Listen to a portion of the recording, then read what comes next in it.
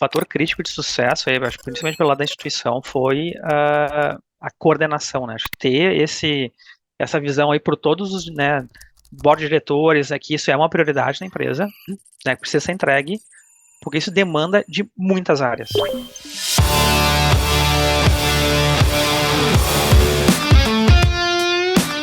Olá, pessoas! Vocês estão ouvindo o Do The Math. Eu sou o Marcel Giraldini, founder e Chief Growth do Math Group, e hoje a gente vai bater um papo para entender um pouco melhor como foi por dentro de um daqueles que eu acho que é o maior, se não for o maior, é um dos maiores, com toda certeza, projetos de engenharia de dados do Brasil. Hoje vai ser diferente o papo aqui, né, Cássio Politi? Fala, Marcel, vai ser diferente porque tem uma cara ali, um pouco de aula, um pouco de projeção do que vem pela frente aí quando a gente fala de Open Finance aqui no Brasil, que é algo que veio para mudar as vidas dos bancos e, por tabela, das pessoas, instituições financeiras e por aí vai. E para isso a gente tem aqui alguém que, como você já adiantou, conhece por dentro aí, né, Marcel, essa história de Open Finance, porque foi conselheiro do Open Finance Brasil, trabalhou no Sicredi, né, que obviamente também está muito ligado a todas as questões técnicas e de dados e de tecnologia que envolvem aí o mercado financeiro, que é o Thiago Coutinho, ou simplesmente Coutinho, para participar aqui com a gente. Coutinho, é muito bom ter você para esse papo aqui. Obrigado por bater esse papo, trazer o seu conhecimento para compartilhar com a turma aqui hoje. Olá, pessoal. Prazer aqui, Cássio. Prazer, Marcel, estar com vocês aqui, dividindo um pouquinho desse papo sobre Open Finance, que é realmente um projeto grandioso, e dizer, assim, um prazer estar aqui nesse podcast, que é um podcast que eu também escuto bastante, então, né, mais feliz de estar junto aqui com vocês hoje. Oh, que honra saber que a gente tem uma audiência qualificada e aumenta a responsabilidade aqui, hein? Coutinho, pra gente. E Cássio, esse aí é verdade que quando eu conheci o Coutinho, ele me falou do episódio que ele tinha ouvido sobre algo que ele queria conversar. Então, assim, aqui não é puxação de saco, não. Ele realmente escuta. Dá para fazer aquele teste, né, Marcel? Sabe? Dá eu ouço teu podcast. Tá, então fala um que você gostou. A gente ele passaria vai passar vergonha. Vamos seguir que ele vai passar fácil no teste. Então tá bom. Boa. Mas ó, vamos falar de Open Finance aqui. Eu vou tentar conduzir aqui meio que assim, em 3 blocos, vamos dizer assim. Momento do Open Finance, como é um projeto por dentro do Open Finance e para onde o Open Finance está indo. Vou começar com essa ideia. Eu não sei se ao longo do papo a gente não vai aqui atropelar o roteiro, mas vamos tentar começar por aí perguntando isso, Coutinho. Em que momento está o Open Finance hoje? Boa. Vamos começar te dando esse panorama um pouco mais amplo do que é Open Finance, porque às vezes a gente entende pedaços, tá? Então, acho que o Open Finance veio aí como mais um projeto grande do Banco Central para trazer, né, democratização, competitividade, mais inclusão. Então, é um dos grandes projetos que o Banco Central tem. E eu costumo explicar ele, acho, com três vieses, tá? Acho que primeiro para o cidadão. Então, o Open Finance ele é o grande empoderamento do cidadão, né, para frente das suas necessidades financeiras, para produtos e serviços. Né, agora, ele é dono dos dados e ele pode compartilhar esses dados, né, com as instituições nas quais ele quer se relacionar, né, dando, né, também algumas vantagens para essas instituições. Acho que um outro ponto, né, para dar uma explicada rapidinha do que é o Open Finance, tecnicamente, tá? Tecnicamente, ele é um grande ecossistema, né, regulado aí pelo Banco Central, né, que permite com que as instituições compartilhem esses dados, né, do cidadão, das pessoas, dos clientes, né, por meio de uma grande estrutura aí de APIs, né, que faz esse fluxo transacional aí acontecer de uma forma segura e padronizada. Então, acho que esse é um pouquinho do lado técnico, tá? E para as instituições financeiras, né, o Open Finance, ele trouxe muito ganho, né, para a parte de competitividade, que é um dos pilares ali do Banco Central, trazendo, né, com que elas possam acelerar, né, no mercado, né, podendo conhecer clientes que por vezes estão, né, lá nas grandes instituições por muito tempo, né, e que já tem todo esse histórico. Essas instituições podem, né, iniciando o relacionamento com aquele cliente, pedir o consentimento e já também ter mais informação para melhor servir aquele cliente. Então, acho que olhando esses três aspectos aí, um pouco, né, do que o Banco Central quer, o que é para o cidadão, tecnicamente, e para as instituições financeiras, tá? E eu costumo dizer que o Open Finance não é Open Finance não é o fim em si, ele é um meio. Então, Open Finance é um pouco desse como que a gente, né, transita dado, transita informação entre as instituições financeiras, mas, né, o benefício em si está depois lá com produto, serviço, inteligência e tudo mais que a gente vai falar aí ao longo do nosso papo. E acho que vale só Eu, para né, seguindo na contextualizada, tem as fases, né? Como é que tudo isso foi implementado, tá? Acho que o Banco Central acelerou bastante toda a implementação, aí foram quatro fases, a gente está no terceiro ano de Open Finance aqui no Brasil, então acho que isso começou lá em fevereiro de 21, né, com a fase um, que foi a fase que a gente chama de dados abertos, que as instituições financeiras davam, né, ou traziam dados dos seus produtos e serviços, né, para o Banco Central para que o cidadão pudesse comparar serviços. Então, exemplo aqui, pacote de tarifas, né, que tinha lá todo o pacote, preços, e isso era visto por todas as instituições, então isso também era visto por parte de cartão de crédito e operações de crédito também. Então, essa foi uma primeira fase, né, eu diria assim, mais leve em dados, porque isso não tinha transação ainda do cidadão. Mas logo depois, né, a fase 2 que foi essa fase aí que a gente conhece mais do Open Finance, que é a fase onde, né, que a gente chama de cadastral e transacional, né, que todos esses dados dos cidadãos, dos clientes, a parte de conta corrente, cartão, operações de crédito, possam ser transitadas, né, de uma instituição para outra, conforme, né, o consentimento aí da pessoa, do cidadão. Então, acho que essa é a fase 2 é a fase que hoje a gente mais conhece hoje do Open Finance.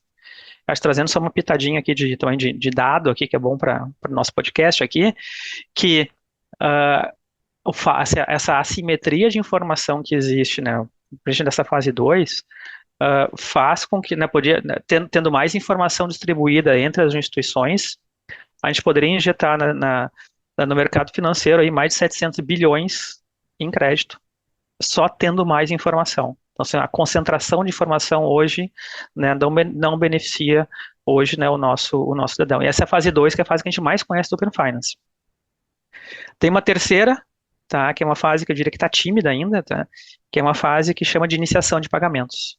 Então, essa aqui é uma fase que permite com que o cidadão, ah, ao comprar um produto e serviço lá no marketplace, ou algum e-commerce, eu não precise sair da jornada de compra, tá, para efetuar um pagamento Pix, por exemplo, né, quando o pagamento é Pix. Então, o que é o normal da nossa jornada é faço a compra, quando quero pagar por Pix, vou lá logo no meu aplicativo, do meu banco, né, da minha instituição financeira, vou lá, pago, volto para a jornada que eu queria, porque eu queria comprar, e finalizo ela. Então, essa iniciação de pagamento está colocando o pagamento no meio dessas transações, isso facilita bastante principalmente a experiência, né, do cidadão.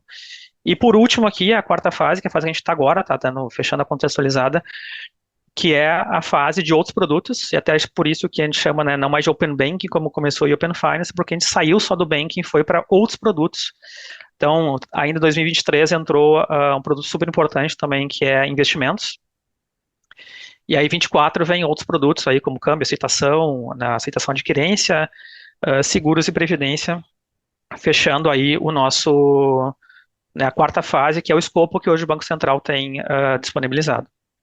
E acho que o último grande ponto acho que o Brasil, nessa construção acelerada, a gente já é o maior Open Finance do mundo. Tá? E isso falando também de volume de dados, em quantidade, né, de clientes que já compartilharam seus dados. Então, hoje, né, acho que por toda essa regulação aí puxada pelo Banco Central, né, e os bancos foram se adequando, mas a gente já tem hoje, já pode dizer que o maior Open Finance do mundo, e aí sendo, né, em complexidade de execução, em quantidade de dados. Então, acho que esse é um pouco dando esse início aqui, né, do que seria essa parte de Open Finance aí para o nosso podcast. É legal que eu tinha visto esse dado, só para corroborar aqui com o Coutinho. por favor, Brasil traz em aí. primeiro, Reino Unido em segundo, Austrália em terceiro, aí vários países da União Europeia juntos em quarto e Estados Unidos em quinto. Tá nesse ranking aí. Mas eu acho que os Estados Unidos têm muito banco, mas o sistema financeiro brasileiro A é muito gente dá à um frente do pau. sistema É, americano. a gente dá um pau em Isso a todos gente eles, dá a um gente pau. sabe disso. É. Isso, eu ouvi, quando eu comecei a trabalhar com o mercado financeiro, eu achei, pô, por quê? Aí tem um cara que falou assim, a vantagem da fraude. A gente teve que ficar bom demais, porque a gente tem muita gente querendo fraudar o sistema. Isso fez a gente ficar bom demais.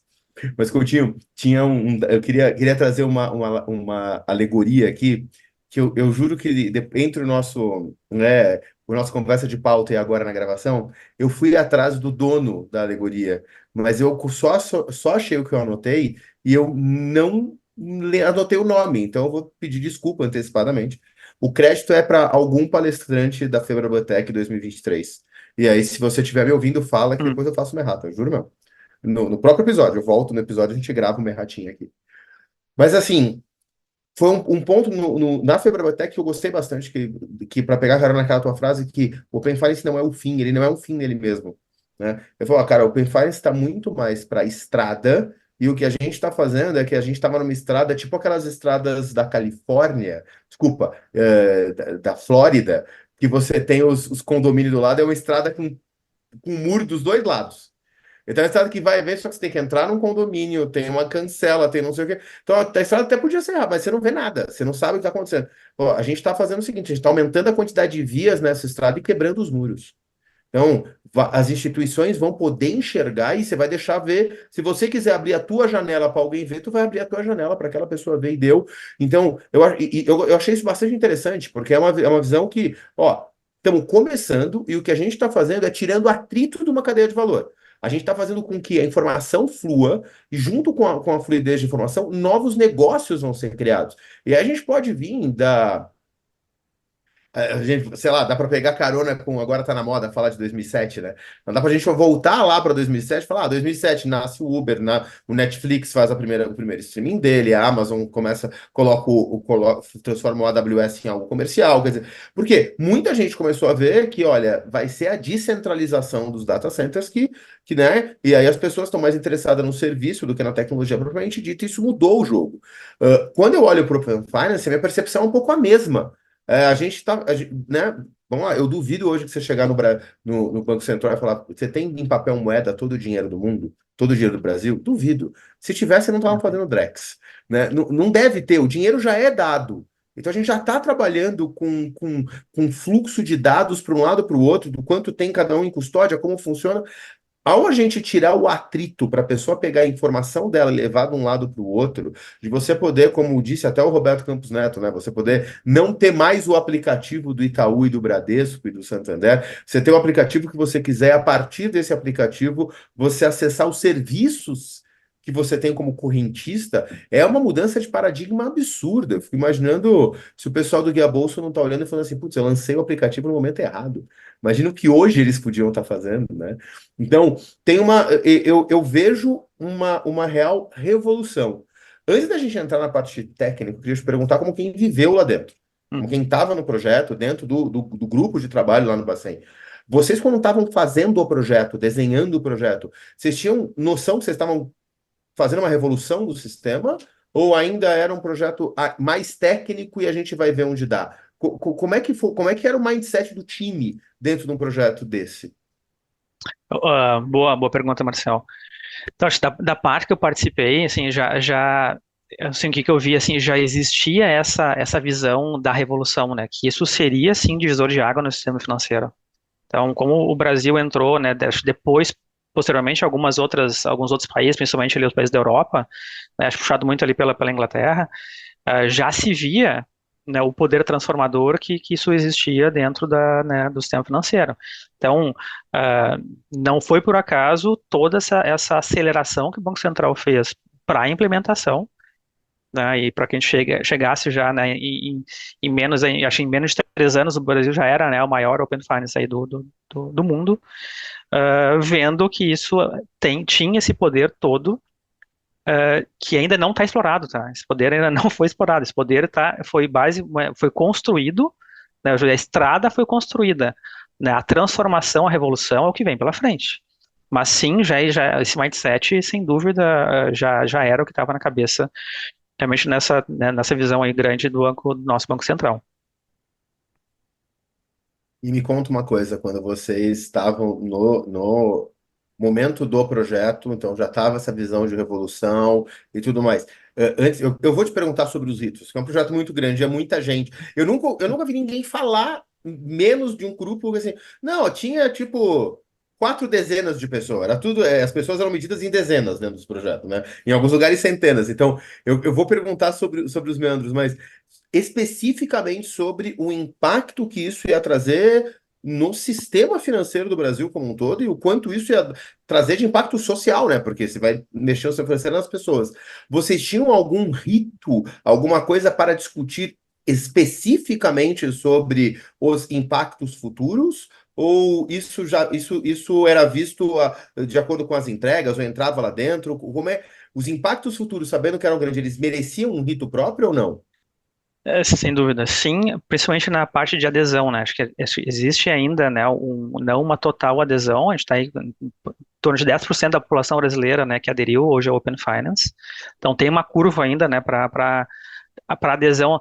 Falar sobre, né, o quanto está sendo, né, grande a adesão ou pequena e tomar ações para isso existia.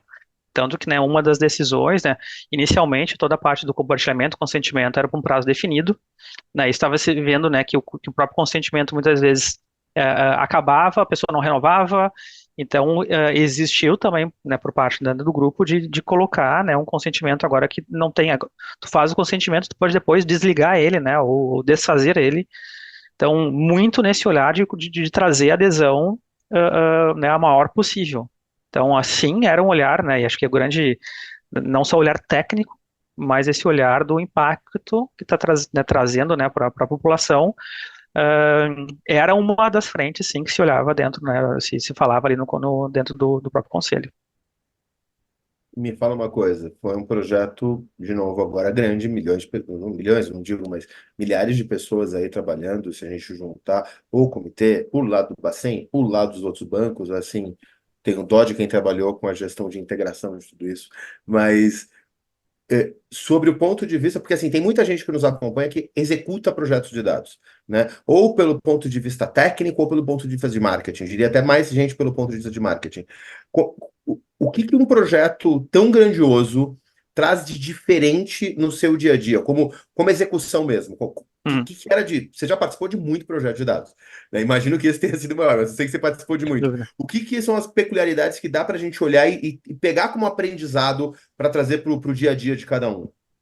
Muito bom. Assim, acho que esse foi um projeto, sem dúvida, eu acho super desafiador, né? Muito acho que como eu falei, pela aceleração que o Banco Central trouxe nas várias fases, então já tinha essa complexidade que trazia, que eram os prazos, tá? Então, cumprir prazos era um dos desafios e tinha toda a complexidade técnica. Então, assim, eu acho que até antes de falar do dado, tinha a parte de tecnologia, né? Então, assim, toda a parte de APIs. Então, ter já, né, uma arquitetura, né, uma infraestrutura um pouco mais aberta. Então, as instituições financeiras que já tinham caminhado, né, para essa frente, né, tiveram um pouquinho mais de facilidade, mas era realmente um desafio até para a mão de obra, até ter gente, né, suficiente para executar nesse nível de tecnologia. Foi um dos grandes desafios que se viu aí, né, quando tu falou, com certeza, né, milhares de pessoas somando, né, o que tem, né, provavelmente no Open Finance no Brasil, mais o que tem nas instituições financeiras. Então, acho que esse foi um grande desafio. O desafio, né, dessa aceleração do Banco Central também foi que muitas vezes a gente tinha um prazo, não tinha o escopo completo e tinha que sair fazendo, então muitas vezes isso era também um complicador, né, tu não tinha certeza se tu não ia perder parte que foi feito, mas acho que tudo isso, né, o ritmo dado, né, pelo Banco Central foi super importante. E no desafio do tema dado, né, acho que o que a gente falava lá internamente acho que a primeira coisa, assim, se tu não tem minimamente teus dados organizados dentro de casa, o Open Finance traz uma complexidade absurda. Então, assim, acho que Ah, né, o sistema financeiro, então, assim, se não tem uma visão minimamente, né, o próximo de única de um cliente, botar mais dados de Open Finance, né, vai te complicar mais ainda. Então, assim, acho que muitas instituições financeiras, né, acho que a parte de dados ela já vinha trabalhando, né, há mais tempo, então, né, muitas né, conseguem hoje, né, já ter algum tipo de integração de dados de Open Finance com os dados, né, próprios ali da organização, mas é realmente um desafio gigantesco, tanto de, assim, para parte da tecnologia e para a parte, né, de ter pessoas capacitadas. Acho que esse é um dos grandes fatores, né, de ter, porque eram todas as instituições fazendo isso ao mesmo tempo, tá? Então, assim, a parte de mão de obra, ter gente suficiente, ter gente boa, para conseguir sair um pouco na frente. Isso sem dúvida, tá, foi aí um dos desafios grandes que a gente passou aí nesses anos aí, principalmente nesses últimos 2 anos aí, que a parte de, de, de conseguir consumir o dado, né, e trabalhar ele para algum tipo de inteligência veio à tona. E eu digo assim, e o início aí, Marcelo e Cássio, foi a parte, né, de conseguir trabalhar e transacionar o dado entre as instituições financeiras. Assim, estava todo mundo aprendendo naquele momento. Então, assim, a qualidade do dado no início era muito ruim. Então, tu entender isso, que tu estava muito mais testando, que tu não era aquele dado que tu ia poder consumir, né? Mesmo tu colocando, né, o máximo de inteligência para limpar dado, estruturar. Então, assim, não era ali o momento. Então, achar esse momento, olha, ali na frente, quando tiver mais qualidade. Então, foi, principalmente 2021 foi um ano bem, né, mais tumultuado em relação à qualidade de dado, né? 22 já melhorou. Daí 23 a gente teve um pouco mais de alguma padronização, que ainda não está totalmente padronizado. Então, existe, né, um esforço gigantesco de conseguir, né, ainda limpar o dado, né, organizar, padronizar, para daí sim tu integrar dentro das tuas bases e ter uma visão ainda mais completa, né, do teu cliente. Então, acho que trazendo um pouquinho da parte interna, acho que essa parte do dado foi super importante. Acho que trazendo um terceiro ponto aqui sobre Open Finance da complexidade interna, era a sincronização. Porque Open É. Finance, tu tem um time de Open Finance, muitas vezes nas instituições, que é quem faz toda a parte, né, do ecossistema, das APIs, mas o projeto em si, ele extrapola só esse time central de Open Finance e vai para produtos e canais. Então, tu entra em produto de crédito, tu entra em produto de cartão, tu entra no teu app, e tu conseguir sincronizar tudo isso para ter uma entrega regulatória, né, com os prazos apertados do Banco Central. Então, assim, esse é o terceiro, né, eu coloco no terceiro grande ponto aí né, de complexidade de quem tá, né, quem viveu aí dentro desse projeto dentro de uma instituição financeira. Então, realmente algo gigante, né, que digo assim, a gente mexeu muito ainda em cumprir regulação. Tá? Acho que o que Tá. vem pela frente é agora esse ponto que é, tá, tem um monte de dado, tô conseguindo integrar, tô conseguindo ter isso dentro de casa, como é que eu monetizo tudo isso? Que acho que isso Eu não onde vou eu conseguir fugir de uma diga, pergunta técnica, Thiago, calma, porque agora diga. eu fiquei. Você falou sincronização, não era uma coisa que veio na minha cabeça. Qual é a latência? De quanto em quanto tempo esse dado tem que ser enviado?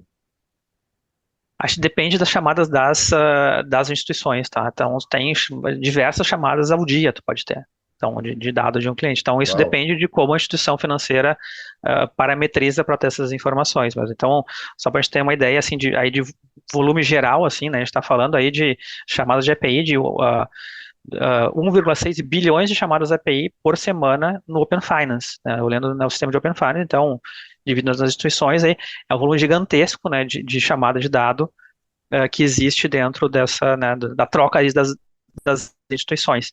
Mas um pouco da latência e do tempo depende de como cada instituição está pedindo dado, né? Então, eu posso pedir o dado para atualizar algumas vezes ao dia, né, de uma mesma pessoa, ou posso ter um período um pouco mais longo. Tá. E aí, pelo que tu está trazendo, nesta fase que a gente está agora, a gente tem, acho que já tem um pouco ali de concorrência de crédito, mas ainda tímida, mas a gente está falando principalmente que das regulatórias, né? Então, o grande ponto até agora foi garantir que esta troca estivesse abaixo de um processo regulatório desenhado pelo Bacen. Então, este é o momento que a gente está agora, é isso? Sim, Neste acho que momento, qual que é a grande vantagem para o consumidor, vamos dizer assim? boa. Então, assim, o que acho o fato dessa aceleração do Banco Central fez com que as organizações, né, se voltassem muito a cumprir o regulatório. Talvez, né, o fazer novos negócios também tem essa, né, foram feitas, né, alguns novos negócios, principalmente ali na parte de crédito, cartão, onde existia, né, aí os produtos para serem analisar os dados, né, integrar os dados e aí sim trazer novidades aí para a população. Mas o fato de uma agenda regulatória muito grande, né, não fez com que a gente não consiga, né, que as instituições muitas não conseguissem extrair todo o valor possível. Então, assim, acho que aí o que né, eu vejo que 24 deve ser um ano em que isso deve virar um pouco, tá? As instituições estão conseguindo já, né, dedicar mais times, mais pessoas para novos negócios. Então, acho que o benefício para a população, o benefício, né, sentir o benefício do Open Finance, eu vejo que 24 acho que é um ano de virada importante aí para, né, para o consumidor e até para que cresça a adesão. Então, para crescer a adesão, ele tem que sentir que, ao compartilhar o dado, eu tenho algum benefício, que eu consiga ter alguma vantagem em relação a isso. E para isso, né, as organizações têm que estar preparadas para consumir esse dado e devolver para o cidadão essa, né, uma melhor oferta, né, uma melhor experiência em produtos e serviços financeiros. Mas para mim é algo que agora, né, acho que 24 a gente deve ter uma virada grande aí para essa frente. Me conta só mais uma coisinha. O que que a gente pode, você falou assim, né? A gente está podendo esperar antes da gente entrar, que eu sei que o Cássio quer saber de futuro. O Cássio está aqui já, porque já me cobrou até por fora. Que eu preciso falar, preciso saber o que vai vir pela frente, que ele quer investir o dinheiro dele. Mas vamos trazer aqui ainda um ponto sobre o projeto. Esta parte, assim, Uhum. tu trouxe né, uma série aqui de pontos a citar só para quem está ouvindo a gente não se perder. A gente falou que grandes desafios foi quem não tinha arquitetura ainda, né, mais aberta, que o pessoal teve que se adequar. Tinha ali uma escassez de mão de obra, porque de repente eram todos os bancos do Brasil procurando, né, quase que os mesmos perfis de profissionais, e a gente tem uma escassez de mão de obra. A gente tinha aí uma baixa assertividade de escopo, porque o ritmo era muito grande e talvez a gente não conseguisse dar o ritmo necessário de validação, de organização, então vocês tinham esse medo, né, de retrabalho o tempo inteiro. Uhum. E aí o próprio ritmo acelerado como um problema, né? Um ritmo muito acelerado gera erros. Mas o que a gente sabe é que saiu e que o projeto aconteceu e, né, que está indo para o ar, né, tá no ar, já está com a fase 2 aí para ser finalizada.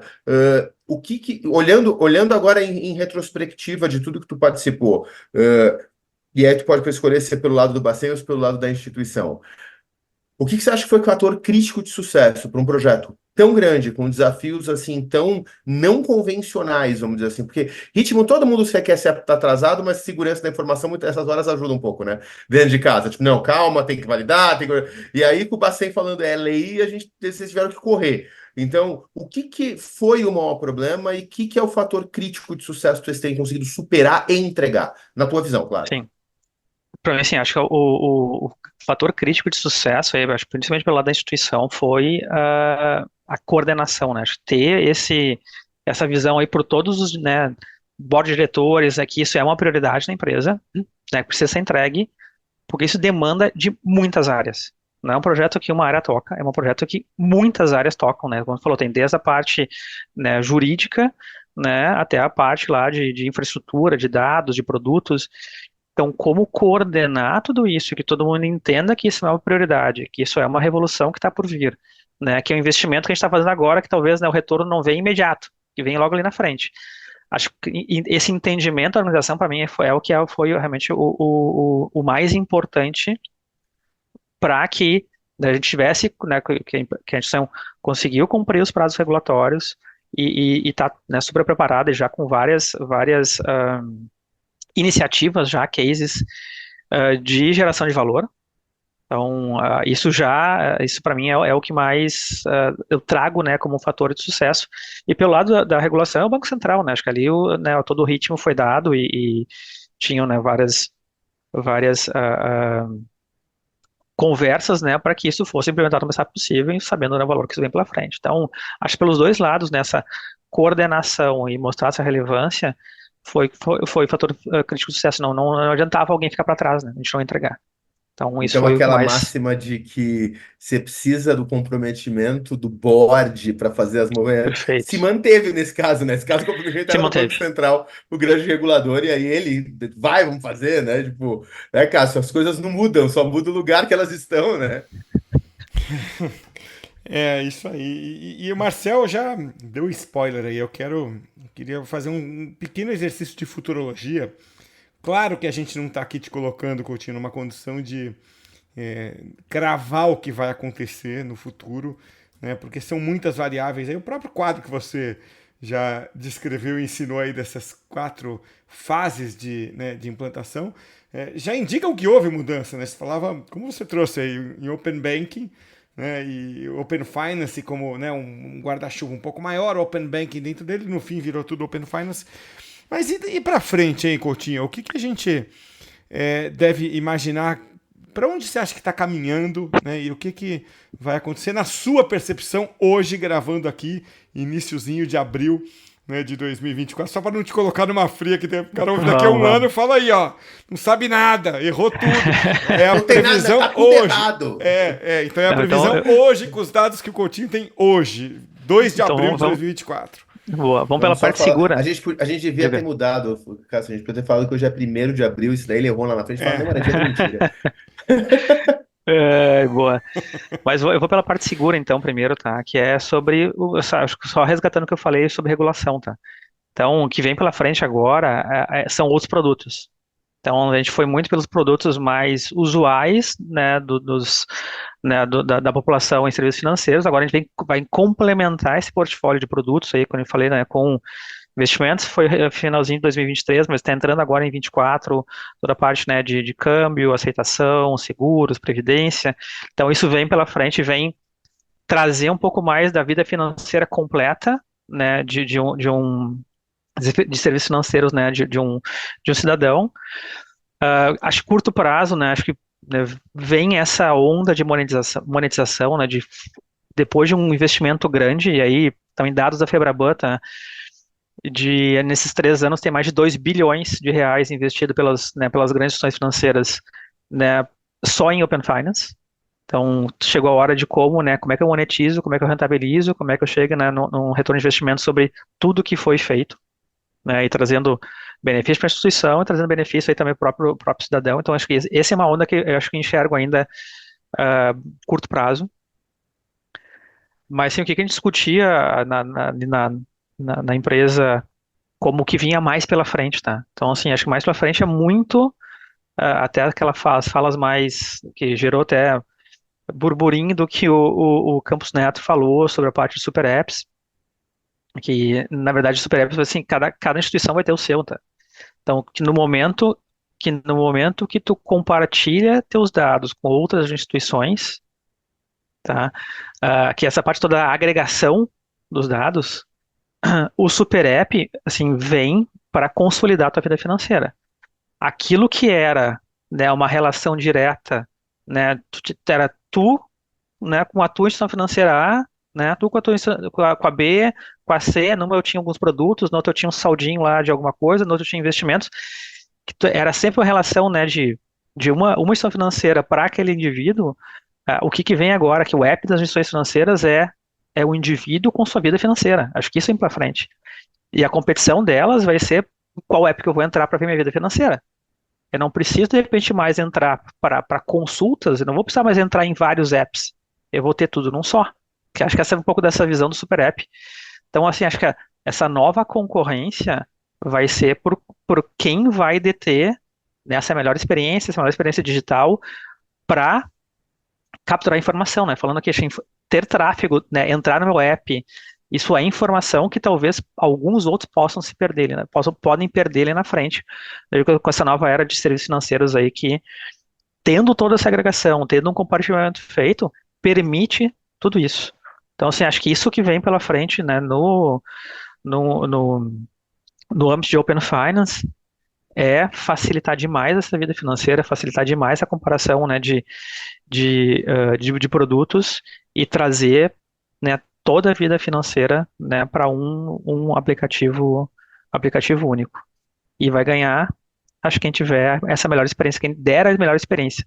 Acho que aquilo que a gente falava lá, né, dos organizadores financeiros, que era lá, que muitas instituições fizeram, né, isso lá é um menu, um ícone dentro, né, do aplicativo.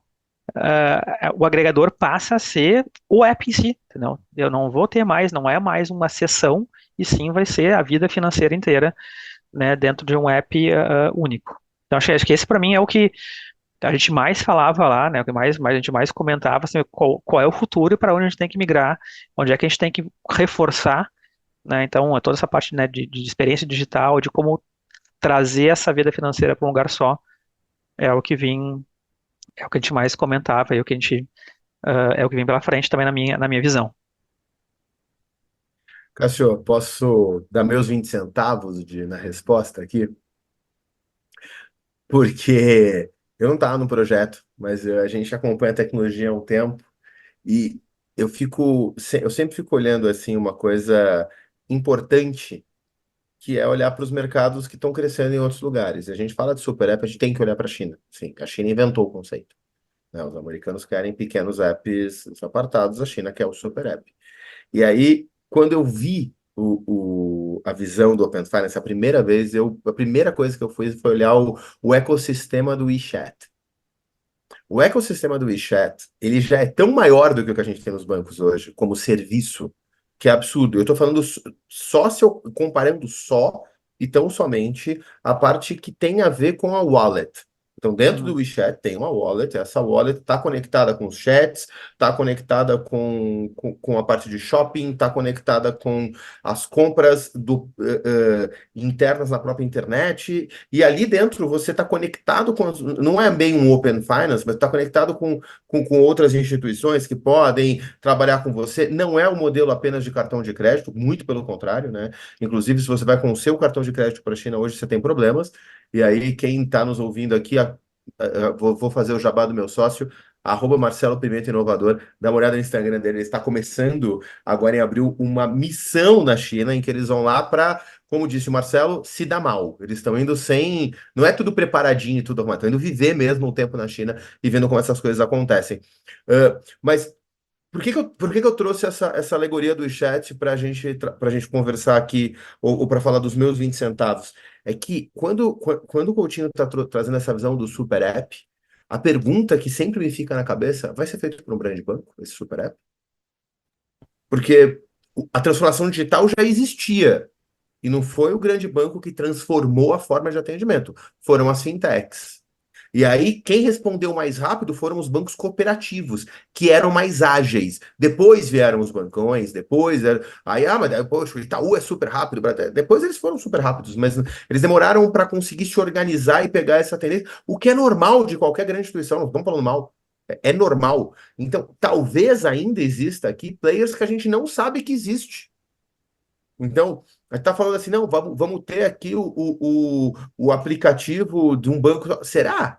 Ou será que vai ser aquele cara que hoje tem ali um gestor financeiro e ele começa a perceber tudo que ele pode fazer, se capitaliza num fundo e monta um app que, pô, ajuda muito mais um determinado nicho. Então, eu acho que a parte da experiência não é que você vai escolher o aplicativo de um banco ou de outro para centralizar a tua experiência. Eu acho que tu vai escolher um marketplace de aplicativos para você ter a sua experiência, e o melhor vai ser aquele que der a melhor experiência, que resolveu o problema mais fácil. Eu sempre gosto de trazer essa coisa do problema mais fácil, porque eu gosto de lembrar da Amazon, né? O site da Uhum. Amazon é feio para diabo, mas resolve o problema da compra mais fácil que todo mundo, tira o atrito melhor que todo mundo. Tô muito errado, Coutinho? O que você acha? Perfeito, acho que isso está muito em linha com toda a visão do Banco Central para o Open Finance, que é melhorar e aumentar a competitividade. Então, novos entrantes, né, acho que permite novos entrantes e permite, né, crescimento desses, né, dessas instituições, você falou ou de fintechs, né, ou das instituições cooperativas. Acho que quem for, né, quem conseguir, e aí conseguir melhor trazer essa experiência, né, de uma visão única, acho que é quem vai crescer demais aí nessa nova era aí de serviços financeiros. Então, realmente, sim, não somente banco, né, não, falando de instituição financeira, mas faz total sentido de repente surja aí uma instituição aí que consiga trazer melhor esse serviço e é quem vai de repente crescer mais agora nesse novo momento aí de futuro aí. Coutinho, vamos só pegar o seguinte: a gente sabe que o mercado financeiro, o mercado bancário do Brasil, emprega muito. Tem muita gente que olha e fala, cara, né, pô, tem uma recompensa boa no mercado, então eu quero trabalhar nesse mercado, mas a gente está falando de um divisor de águas. Tu entende esse divisor de águas por dentro. Vamos pegar aquele cara que está se preparando hoje para entrar. A gente acabou de falar agora de uma disrupção ainda maior. Se você fosse dar um conselho para alguém se preparar para entrar em tecnologia bancária nos próximos 2, 3 anos, que conselho tu dava? Como é que eles se formam? Acho difícil a pergunta, mas vamos tentar responder. Eu acho assim, o que acho a grande diferença hoje que os profissionais vêm trazendo, para mim, primeiro é a visão, começar tudo por visão de cliente. Assim, entender, né, o problema que tu quer resolver, né, pelo olhar do cliente. E depois buscar uma solução. Acho que esse profissional, já larga um pouco na frente. Então, de conseguir perceber cada vez mais que acho que o ganhar nesse mercado está muito voltado a como tu entrega, qual é a experiência, uma experiência melhor, o menos atrito. Acho que isso está fazendo muita diferença na preferência de consumo. Então, trazer esse olhar para dentro das soluções, acho que esse para mim é um primeiro grande diferencial que um profissional pode trazer para qualquer organização que ele for fazer. A tecnologia vem depois. Depois a gente acha qual é melhor, depois a gente acha como melhor integrar, depois a gente acha, né, como melhor fazer. Mas primeiro essa preocupação, né, quase essa obsessão, né, por melhor servir o associado, o cliente aqui, uh, seja, né, em qual canal que ele preferir estar. Então acho que esse para mim é o grande diferencial aqui, bem de bate-pronto, tá, essa resposta. E então acho que esse eu realmente entendo que é algo aí de buscar. Então busquem isso, que acho que é o mercado financeiro que é muito isso. Coutinho, deixa eu fazer uma Bom, pergunta meio sacana aqui, assim, invertendo um pouco o ângulo, né? É, pensando onde é que pode dar errado, né? Porque, olha só, a gente vive no Brasil, vocês já falaram brevemente isso em algum momento aqui, mas, pô, risco de ataque cibernético, É, vazamento de dados, né? Uso indevido de dados. Tem o lado do consumidor também, né? Não é só a falha que vem da corporação, tem também falta de conhecimento, falta de controle, né? E a própria competitividade do mercado, né? Que vai levar, às vezes, a problemas de padronização, né? Custos de implementação. Né? Então, assim, eu estou dando um mapa muito breve aqui né, do caos, né? Mas tem algum desses pontos que merece uma atenção especial quando a gente fala em futuro do Open Finance? sim, acho que como tu falou assim, esses iniciais ali, né, de tecnologia e padronização, acho que foram os primeiros aí também que se passou, e claro, sem deixar de olhar muito a parte de segurança, né, acho que esse foi, mas assim, olhando acho para frente ainda, né, acho ah, a segurança da informação acho que segue sendo ainda, né, o grande ponto a ser olhado, né, quando tu olha hoje, né, olhando hoje para o consumidor, né, assim, pesquisas aí que se fazem, né, se faz perguntando, né, por que que não se compartilha dados, né, muita, né, acho que uma das respostas é por falta ainda né, não se sentem seguros. Então, assim, as instituições não conseguiram transmitir, né, essa segurança toda. Então, acho que esse é um ponto ainda a seguir sendo, né, super relevante aí para o futuro. Então, onde pode dar, assim, mais errado, acho que a gente venceu já algumas barreiras que a gente falou, tecnologias, APIs, ah, padronização, foi muito despadronizado, está melhorando, e acho, né, onde eu acho a parte mais relevante no momento, e para frente aí está ainda nessa parte de segurança, tá?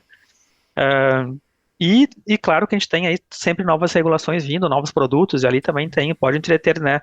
A gente está falando, né, de seguros, né? Que, pô, não é dentro do Banco Central, tem uma SUSEP, então é mais outro tipo de integração. Então, são riscos, mas acho que são riscos que a gente talvez conheça um pouquinho mais, né? Como minimizá-los, mas a parte de segurança e informação, ataque cibernético, isso é todo dia vindo nova coisa, né, novas tentativas, né, novos modelos. Acho que por ali pode ser onde o risco é maior ainda, né, para um projeto grande de Open Finance. E a cultura de dados, né, Coutinho, Marcel, assim, vamos dizer, a consciência dos dados, ela ainda, eu acho, me dá uma sensação de que ela é muito primitiva ainda, né? Então, por exemplo, você vai numa loja, sem a menor necessidade, uma pessoa pede lá o CPF, né, no hotel, o cara tá anotando na fichinha, você dá a tua ficha inteira ali, e todo mundo para acha entrar no prédio. normal. Para entrar no Para entrar prédio, num prédio, tu vai chegar num prédio, o é. cara falou, posso tirar uma foto do teu CPF? A minha resposta É. normal é, e se eu falar não? Aí você não entra. Não, eu tô brigando no meu Maravilha. prédio, Marcel, aqui porque implantaram isso sem. A pergunta é assim, onde está armazenando? É o seu Zé que está colocando numa prancheta, né? O dado de todo mundo ali. E aí, eu tendo a pensar que isso vai mudando, né, para um caminho de uma maior conscientização. Né? A gente vai vendo casos tal, e as pessoas vão ficando mais cientes, mais conscientes do valor dos dados delas. Isso, no contexto do Open Finance, ajuda ou atrapalha? Eu acho a importância do dado para o Open Finance é quanto mais, né, dado, né, com qualidade, melhor. E aqui acho que a gente falou assim, a parte dos dados ah, digitais, acho que é o que a gente consegue ter mais informação. Acho que o exemplo que né, vocês trouxeram é sempre o físico. É alguém da loja, é alguém do prédio. Então, assim, para todas as instituições tem relação, né, relação física com o cliente, acho que essa é a fronteira aí, também a ser explorada de capturar informação, e dali sempre vem informação riquíssima. Então, é como tu ter, de repente, né, aí tendo uma solução de CRM robusta, né, que permita com que facilmente se coloquem, né, dados dessa relação, né, com teu cliente, ajuda demais, tá? Então, acho a parte, essa fronteira, né, dos dados aí, né, físicos, ah, sim, algo a ser vencido ainda aí pelas instituições, mas eu digo assim, dados com qualidade, organizados, incorporando uma visão única de um cliente, acho que quanto mais a gente consegue, quanto mais melhor, né? A gente consegue entender melhor aquele cliente, consegue servir melhor a ele, consegue, né, criar produtos mais próximos das necessidades que ele tem. Então, acho que eu iria nesse sentido aí, Cassio.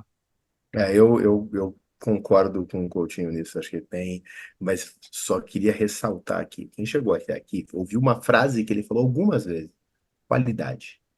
Né? É dado com qualidade, a garantia é a qualidade do dado. E assim, a gente pode ter, tem muito que fala assim, a gente não tem dado. Na verdade, toda empresa tem algum nível de dado, de conteúdo informacional que pode ser transformado em dado. O problema é a qualidade de como isso foi capturado, é como quanto ele está longe do erro, o tempo que ele demorou para chegar em algum lugar, a gente perdeu a serventia. Então, esse processo é um processo que vai ficar cada vez mais precioso, né? Vamos lembrar se dado é o novo, como é que é o novo petróleo, né? A gente tem que saber que o processo de extrair o petróleo não é um processo super simples. Então, esse processo de extração e captura do dado também não é um processo super simples. E a gente falou para mim aqui hoje, um dos processos mais complexos de organização de dados dos que a gente vai visualizar cases por aí, porque é realmente muito grande. É só instituições gigantescas trocando dados que nunca foram desenhados para ser normatizados. Porque assim, o como uma guarda o saldo não é igual como outra guarda o saldo, como uma guarda o cartão, não era igual. Então, assim, tem um trabalho herculano para fazer tudo isso acontecer. Agradeço demais ao Coutinho, eu ficaria mais 2 horas aqui falando, tá, Coutinho? Mas eu agradeço demais a tua participação aqui hoje. Assim, eu tenho certeza que o pessoal vai ter adorado. Foi diferente, a gente falou de um case, mas agora do ponto de vista do case global e não só de uma instituição olhando o case. E a gente falou a real, né? Falou dos problemas, falou dos desafios. Eu tenho certeza que o pessoal gostou. E quem gostou vai querer continuar né, consumindo aí os conteúdos que o Coutinho pode compartilhar. Em quais redes o pessoal te acha, Coutinho? Não, então, eu tô aí no LinkedIn, lá como, né, Thiago Coutinho, pode me achar lá. E primeiro prazer estar aqui com vocês. E quem quiser continuar esse papo, né, ali pode me achar lá no LinkedIn, que a gente vai ser um prazer aí conversar com mais pessoas aí sobre um tema que é o futuro do nosso sistema financeiro aí que vem sendo desenhado. Mais uma vez, muito obrigado. Cássio, muito obrigado. E você que chegou até aqui, não esquece, vai lá. Se não está seguindo a do DMF ainda, segue o do DMF no teu agregador. 5 estrelinhas pra gente que ajuda muito. Valeu!